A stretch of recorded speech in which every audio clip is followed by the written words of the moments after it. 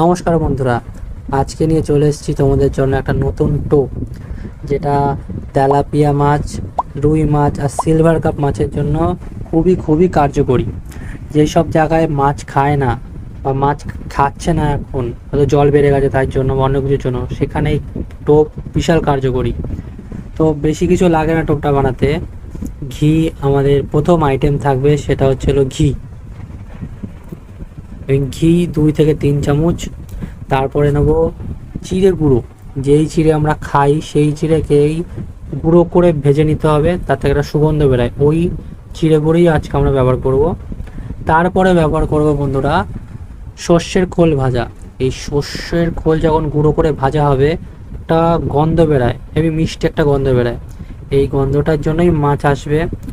তারপরে আমরা ব্যবহার করব ডিম, একটা গোটা ডিম। আর লাস্টে দেব আমরা জনপ্রিয় মাছপ্রিয় আটা। स्वागत तो करो हमारा।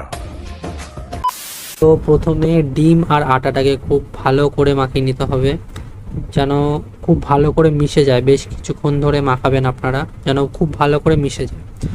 তো একটা জিনিস মাথায় রাখবেন বন্ধুরা, আপনারা যদি এই টোপটা নিয়ে নদীতে যান, নদীতে গেলে আপনাদের এই টোপটা একটুখানি টাইট করে মাখতে হবে, যেন জলের স্রোতে সেটা খুলে না চলে যায়।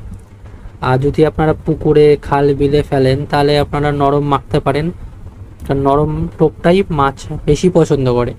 তো ওটা আপনাদের ওপরে, আপনারা কোথায় মাছ ধরবেন। দেখছেন আমি এই ডিমটাকে আর রুটিটাকে খুব ভালো করে মাখিয়ে নিচ্ছি। এইভাবে না আপনারা মাখিয়ে নেবেন। আটার সাথে ডিম খুব ভালো করে মেশানো হয়ে গেছে। এর পরের আইটেম দেব হচ্ছে হলো সেই চিড়ে ভাজা। সেই চিড়ে ভাজাটা রাখা ছিল, ওই চিড়ে ভাজাটা আমরা হাফ কাপ পরিমাণে দেব। তো পরিমাণটা তোমরা দেখে নাও। এই হাফ কাপ চিড়ে ভাজা আমরা দেব। আর হাফ কাপের দিয়ে একটুখানি বেশি হচ্ছে সর্ষের খোল দিতে হবে। মানে চিড়া যা দেবেন তার থেকে একটুখানি পরিমাণে বেশি সর্ষের খোল দেবেন। সর্ষের খোলটা যখন জলে পড়বে, তখন ওটা দিয়ে একটা গন্ধ ছাড়ে। সেই গন্ধ ওই তেলাপিয়া, রুই মাছকে আর সিলভার কাপ মাছকে আকৃষ্ট করে। তো এটা ওর জন্যই দেওয়া। তো এইগুলো দিয়ে আপনারা ভালো করে মেশাবেন। প্রথমে মেশাবেন খুব ভালো করে, তারপরে আস্তে আস্তে জল দিয়ে এগুলোকে খুব ভালো করে একটা দলা পাকাবেন। তো দেখে নিন, আমি খুব ভালো করে এগুলোকে মিশিয়ে নিচ্ছি প্রথমে, যেন কোনো জায়গায় বাদ না চলে যায়। খুব ভালো করে আমি প্রথমে মেশাচ্ছি। তারপরে আপনারা অল্প অল্প জল দেবেন, জল দিয়ে আপনারা মেশাতে থাকবেন।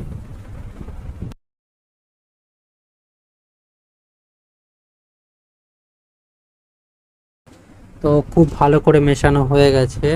এবারে এটার মধ্যে আমরা অল্প অল্প করে জল দিয়ে মাখানো চালু করব। তো দেখে নিন বন্ধুরা, আমি অল্প অল্প করে জল দিয়ে এটাকে মাখছি। আপনারাও একইভাবে মাখবেন। প্রথমেই একেবারে অনেক জল দেবেন না, তাহলে হয়তো অনেক বেশি নরম হয়ে যেতে পারে। তো প্রথমে আমি অল্প একটু জল দিলাম এবং অল্প অল্প করে মাখা শুরু করলাম। তো আপনারাও তাই করবেন। প্রথমে অল্প জল দিয়ে মাখা শুরু করবেন, তারপরে আস্তে আস্তে পরিমাণ বুঝে বুঝে আপনারা জল দেবেন। তো আমি আজকে পুকুরে মাছ ধরতে যাব, তো আমি খুব বেশি শক্ত বানাবো না, আমি একটু নরম দেখেই বানাবো।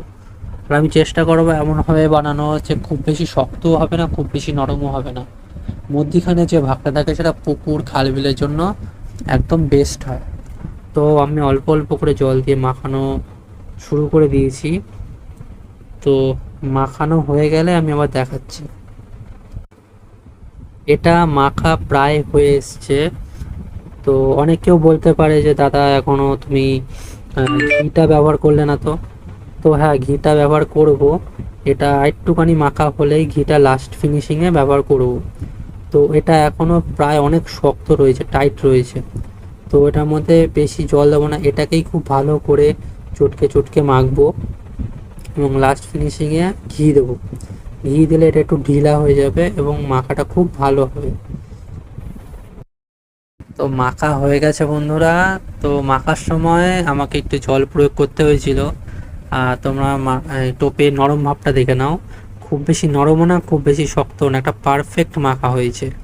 তো গন্ধটা খুব ভালোই বেরাচ্ছে। তো আমি এটা পুকুরে ফেলবো। তো খুব বেশি নরমও করিনি, খুব বেশি শক্তও করিনি, দেখে নিতে পারো বন্ধুরা। আর আর আমার সঙ্গে আরও 2-3 জন যাবে, তো আমি একটু বেশি পরিমাণে মেখেছি। আর আমি এটা একটু গেতেও দেখাচ্ছি যে তোমরা কেমনভাবে গাঁথবে এটাকে। তো দেখে নাও আমি কেমনভাবে গাঁথছি। আপনারা আপনাদের কাটা অনুযায়ী গাঁথবেন। তো আমি আমার এরকম কাটা ছিল, তাই আমি এমনভাবে গাঁথবো। আর এটা একটু শেপটা, বড়শিটার মুখ যেদিকটা হয়, মানে বড়শির আল যেদিকটা বলা হয়, সেদিকটা একটু মোটা রাখবেন। আর পেছনের দিকটা সরু করে দেবেন। সরু করে দিলে কি হবে, মাছ ওই সরু দিকটায় খাবে না, যেদিকটা মোটা সেদিক দিয়ে খাবে। মানে দেখে নাও বন্ধুরা, এমন গাঁথা হয়েছে। আর এই মোটা দিকটা দিয়েই মাছটা খাবে, একেবারে নিয়ে নেবে মুখের ভেতরে। তো ওদিকটা দিয়েই মাছ খাবে, আর ওরমভাবেই মাছ খেলে মাছ লাগার চান্সটা বেড়ে যাবে। আমি এক এক করে সবগুলোতে গেঁথে নেবো। যদি ভিডিওটা ভালো লেগে থাকে বন্ধুরা, তাহলে একটা লাইক, শেয়ার, কমেন্ট করে দিও। আর কমেন্টে জানিও তোমাদের কী ধরনের ভিডিও ভালো লাগে, তো আমি সেই ধরনের ভিডিও বানানোর চেষ্টা করব। তো দেখা হচ্ছে পরের ভিডিওতে।